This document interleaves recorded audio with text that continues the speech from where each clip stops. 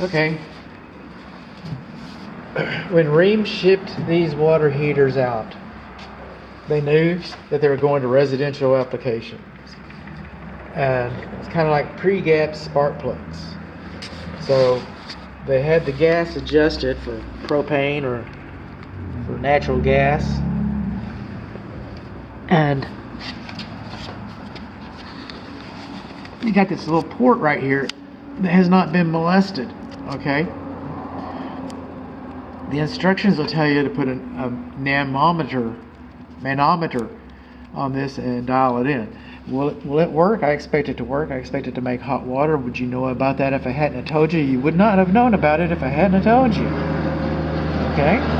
But, you know, your dad told you to gap your spark plugs. Your spark plugs come pre-gapped. And this is, well, they might come pre-gapped, but you don't know. And most of the time you found them, if you did like your dad told you and got your feeler gauge out and gapped your spark plugs, found out that it was probably already set just perfectly fine. And this is probably already set, but that's not what the instructions say. The instructions say that this should be dialed in with a manometer so you can get maximum efficiency.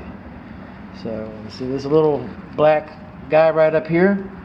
Okay, that's a screen inside of there. You can isolate it with using these valves. You can go on YouTube and find out how to do it, or you have a plumber do it. You open that up, you're supposed to open it up, you're supposed to clean that screen out once a year.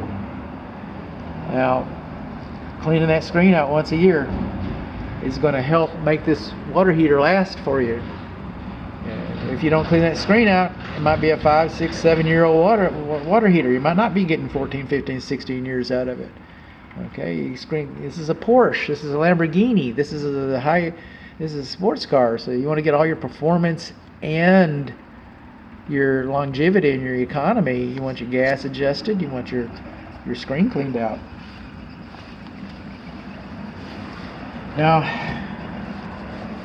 code doesn't say that these water heaters, these are tankless, so they don't need a safety pin. But we got some things going over here. We got a pressure relief valve, and the plumbing code says you're supposed to have an air gap in the same room as a water heater. How would you put an air gap in this? How'd you put an air gap in here? You'd put an air gap in here by having a safety pin. That'd be your cheapest, most economical way to facilitate that. But there's more, because this is a Lamborghini. There's your thermostat. Shouldn't be set higher than 120. Okay. All right. This has a heat exchanger in it, and it extrapolates all the heat coming from burning the gas. So when this exhausts, it exhausts all the noxious fumes. Okay. But it's not going to get hot. It's not going to get hot because we captured all that heat. We put it down in here. And when you do that, we have a byproduct called condensate. Okay? Condensate is acidic. So we have a port over here. And it's supposed to take a condensate line. That port was put there. Okay? And it's supposed to have a drip loop. And then it's supposed to discharge someplace in the air gap in the same room with the water heater.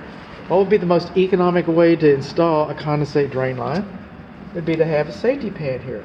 So even though the code doesn't require a safety pin, the manufacturer may not require a safety pin, so long as you take care of the condensate. Okay, and then the uniform plumbing code, builders, plumbing.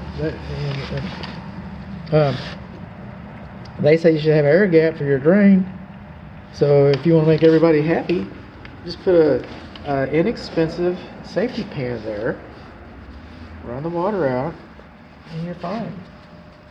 Also, outside on the exterior wall video, you saw that our thimble is loose for our water heater.